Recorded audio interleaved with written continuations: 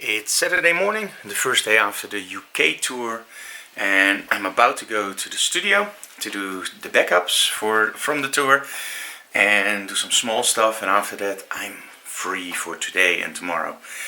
So let's go to the studio and let's see how we back up everything we shot on the road. During the UK tour we got some good news about our internet connection. We now have very bad internet, about 20 megabits down, which is actually about 11 and 0.8 up. And you see this little flag, Fiber Flavo. They may or may not be connecting fiber to our studio. So we very much hope to. They are going to do the area outside of Emmeloord, so let's hope they also do the studio, because at the moment the internet with us, it's terrible. Now you might wonder, if the internet is terrible, how do you get Digital Classroom up? Well, that's why we use this. This is a 4G router, actually delivered by KPN in the Netherlands, and it gives us about 50 megabits down and about 50 megabits up, if we're lucky. And this is 4G, so it's limited to about 100 gigs a month, which is not that much because we do a lot of uploading. Downloading we don't really care, but uploading is very important for us. So we really hope they will connect fiber. Okay, so here we have all the gear from the UK tour. We have to clean this up, starting with some stands and our ranges and quadras. And then we have to put everything back in place and we can start doing our normal jobs. Well, normal. What is normal? Every day is a surprise. Okay, so here we have the laptop and we have some external drives. Now these drives are actually the drives that are normally in my tower. So our official backup is on the Synology NAS, of course, and these are the external serial ADA drives. When we go away, we always take these out of the towers for the very simple reason we don't want to leave them in. If there's a disaster or a break-in or whatever, I can lose all my photos. So these are actually in a different location. So the NAS is still in the studio, of course, but we take these to a different location. It's very important to always spread your backups, so don't save them all in one space.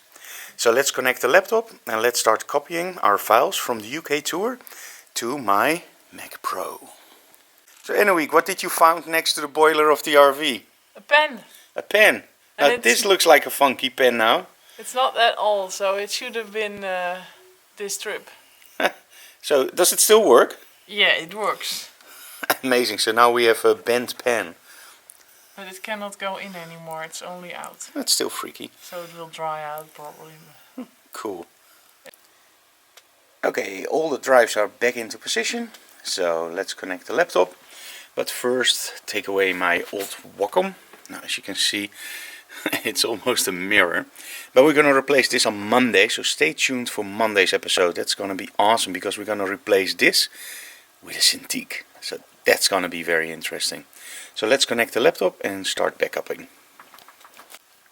One of the things I always loved about Macs is the way they connect to each other. So we have our Mac Pro over there and we have this Thunderbolt cable, which I'm actually going to connect to my laptop like this. And now the only thing I have to do is boot up my laptop and hold the T button. Now what you will see is the Thunderbolt logo, and over here you will actually see a new drive appearing. So that's a really easy way to copy your files. Okay, this is my desktop on the on the MacBook Pro, and I now also connected my external drives. So the only thing I have to do is find my photography work 2016 of course, and I will just copy it into my travel folder. So I can just drag all this over here, and then I only have to import the catalog into Lightroom, which I of course made on the road, and I'm done. So it's very easy to create these backups, and after that we're gonna make a backup on the NAS and I'm done for today. The rest of the day is off. I'm gonna watch a movie, do some exercise, and that's about it. So let's first copy this and then I'm gonna show you the backup process to the NAS. Okay, the files are now importing into Lightroom and they're creating the smart previews. Now one of the things you have to remember, if you want to rename your files or still want to delete files or whatever, now is the time. So before I make the backup to the Synology NAS, I will actually start renaming my files. So on the road you sometimes have these great ideas about names you want to use, and then when you're home you go like, yeah, well, something else happened the days after and we want to have another sequence in the naming. So we actually changed the names of the files in Lightroom just before we did the copy to the Synology NAS. So now I'm going to show you which software I use for the backups. Okay, I'm done with the renaming, and now what I'm going to use is Carbon Copy Cloner. The cool thing about this program is you can actually create different recipes. For example, this is for my retouched images, so I can just say clone. This is for the retouched images to NOx drive. This is for the unretouched images. And then we also have, of course, a video, which we can also clone. Now the cool thing is these are incremental backups, so it will only back up the newer files. And as you can see, I run all the recipes at the same time. So I can now just sit down, relax, and the computer will do the rest. And it will copy them all to our Synology NAS, which is over here. I love these NASes, they're really great, and don't you just love all the little blinking LEDs when it's copying. And here, by the way, this is very important when you run NAS systems. Use an APC. This is an uninterrupted power supply from APC. It means it has a battery inside. So when the power goes down, it will actually keep the NASes up. And it has a certain software inside, which actually will shut down my NASes automatically.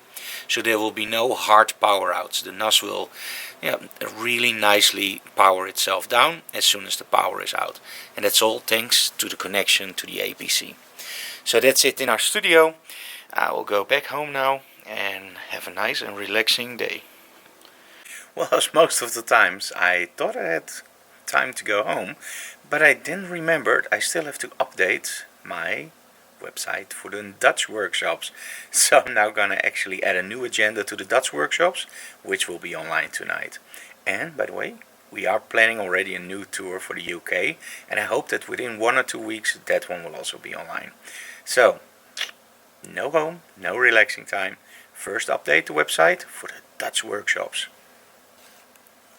Okay, I'm done with the workshops online. We have some cool discount actions, like for example, if you bring a friend who has never visited a workshop from me before, you will actually get your workshop for free. That's of course only for the workshops in the Netherlands, so don't be too enthusiastic, you foreigners. So anyway, so we're now going home for a belated lunch, and after that I will try to take that relaxing day. So thank you so very much for watching, and see you next time.